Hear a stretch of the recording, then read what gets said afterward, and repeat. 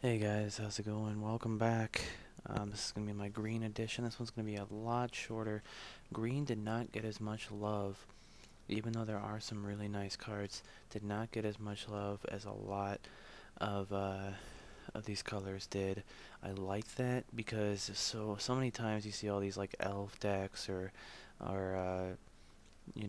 just these green decks with like Garrick or whatever, or whatever. I mean, there are some pretty good cards in here. I'm going to go over some of the ones that kind of stood out to me to kind of give you a little bit of a pointer. If you did not see the first episode I put up, it is the black cards from Innistrad.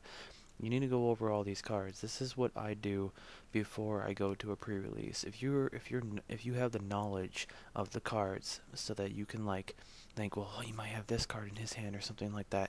If you don't even know what the cards are in the set, and you go to a tournament and you may play a card and you don't even know that, oh wait, there is X amount of counters in this set, so he could have a counter because he was playing mono blue or something. So it's a really good tool. And first card I'm going to go over here is Ambush Viper. Has Flash and Death Touch. It's a 2/1 for 2. Now, you're asking yourself, okay, it's a common, what's the big deal with this card? Okay, there's not that many cards in this set that have Death Touch to begin with. Like I said, removal is the second best mechanic in the game that you for drafting. The first is obviously like a bomb that just wins the game by itself, but this card I would consider removal. Now it has Flash and Death Touch, so if you don't know what Death Touch does, any amount of damage this deals to a creature is enough to destroy it. So let's say he, declares attackers and he's going to swing. You say, response. I will play Ambush Viper, and I will block this guy. He dies now. And they're like, wow, they wouldn't have attacked with that guy if they knew that this guy was in your hand. Combat tricks are always fun. Boneyard Worm. This is interesting. His power and toughness are equal to the number of creature cards in your graveyard. There's a lot. There's one color you'd probably want to play this guy with. It's like black. Like green-black would be good because there's a lot of ways to sack creatures and have a lot of creatures in your graveyard. This guy could be big. Um, he's one of those guys that like it kind of sucks to have him in your opening hand because you don't have any creatures in your graveyard in the opening hand. The later you draw this guy in the game, the better he is. This simple fact. You can just draw him late game, and he comes into play as a 12/12. Okay, that's huge. You can just like stop him. Next card, Dark Thicker Wolf. 2 for 2/2, so he's kind of like a bear, but better. For 3, and you can do this multiple times. Oh, never mind. Yeah, you can only do it once per turn. But anyways, it's still good. Pump for 3 mana, becomes a 4/4. Not bad. I mean, not amazing. But 2 for a 2/2 is never bad. So, that's good. Essence of the Wild. This guy is very interesting. I could see like constructed decks doing some kind of like trick with this guy. Now, if you saw in the last episode that I did, look at this guy. Creatures you control enter the battlefield as a copy of Essence of the Wild. Now, the card that I put in the other one, like Army of the Dead or whatever, where you put 13 2/2 zombies into play, if you played that after this guy was in play, you would have 13 6/6s. That's crazy. And see, the thing is creatures you control enter the battlefield as a copy of this guy. So let's say you play 2 more creatures after this guy comes out, and someone kills your Essence of the Wild. Well, guess what? You have 2 more with the exact same ability. So it's like for the rest of the game, you're pretty much going to have 6/6s, no matter what the mana cost. That's pretty good. Um, I could see some crazy things happening with this guy. Next card, Parallel Lives.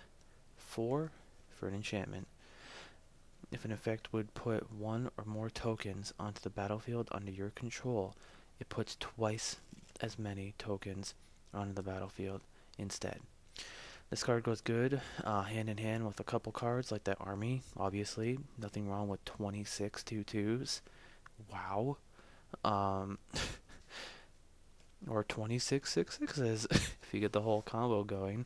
That's ridiculous. And but that's gonna be very hard for you to get 3 rare cards and all 3 of those rare cards. But that's funny.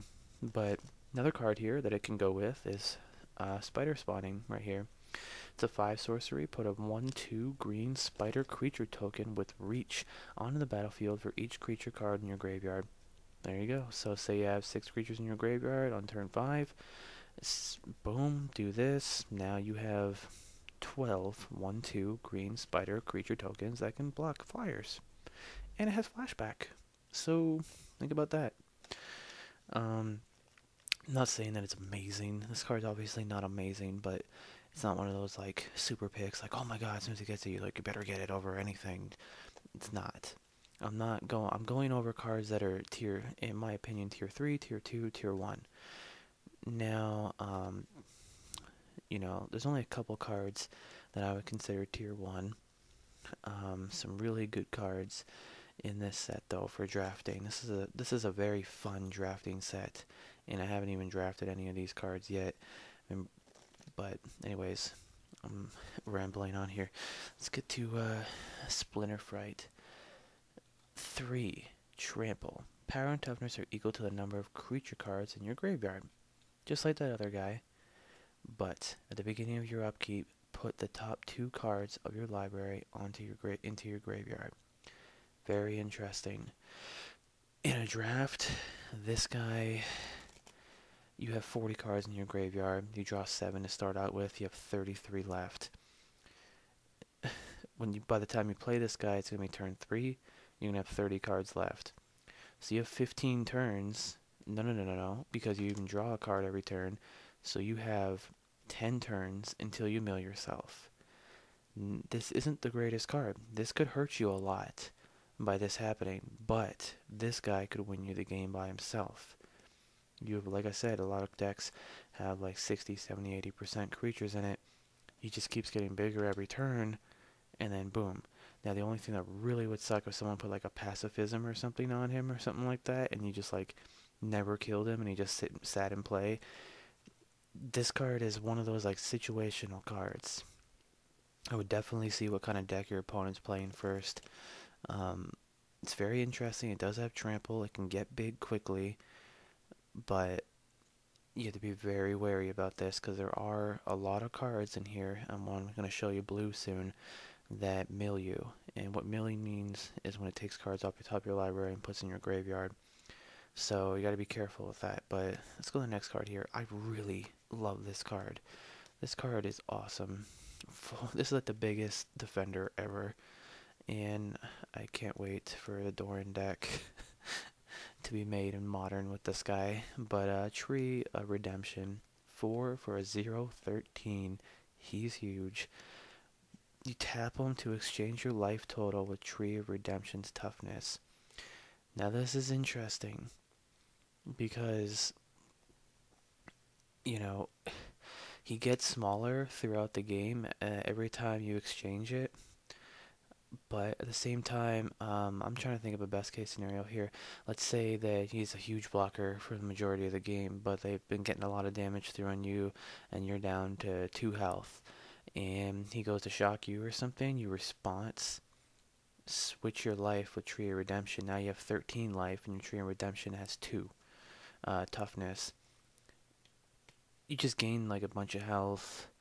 Plus this guy's an incredible blocker. Definitely not the best card in the set, but it's something that I'm a little excited about.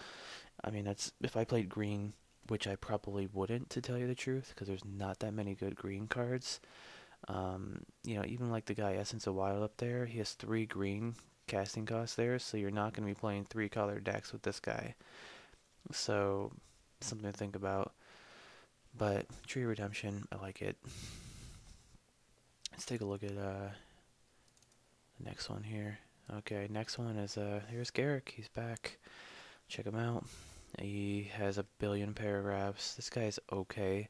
It just takes it's just a weird card. When he has 2 or fewer loyalty counters, because he starts with 3, transform him, but you can't remove them on your own. People have to attack him in order for him to switch it over. He's definitely not as good as he used to be, in my opinion. But you can keep putting tokens into play. There's nothing wrong with that. You can keep doing damage to creatures. Nothing wrong with that. I mean, but some may argue that he's better. Some may say it's about the same, some may say it's worse. I like him, but I mean, if I saw it in a pack, I would definitely grab it. But it's not. It's really weird, and I don't know. What's your opinions? And comment down below. What do you think about New Garrick? It's one of the most controversial cards people have been talking about because they don't know if they like it or they hate it or whatever. I mean, frankly, I just get like bored by the time I get to the fourth paragraph and reading and like what the fuck, what all he does. Next card here, Hamlet Captain, 2 for a 2/2. Yay, it's a bear. But whenever he attacks or blocks, other human creatures you control get 1/1 until end of turn. You'd play this in like a green-white deck, because a lot of humans in white, and there's only a couple in green. Um, but good card, not bad. Next card, Kessig, Cage Breakers, kind of like that Hero White card. I can't remember the name of it. I just came out to Magic, sorry, so I'm just trying to, whenever Kessig attacks, put a 2/2 green wolf creature token onto the battlefield tapped and attacking for each creature card in your graveyard. Really?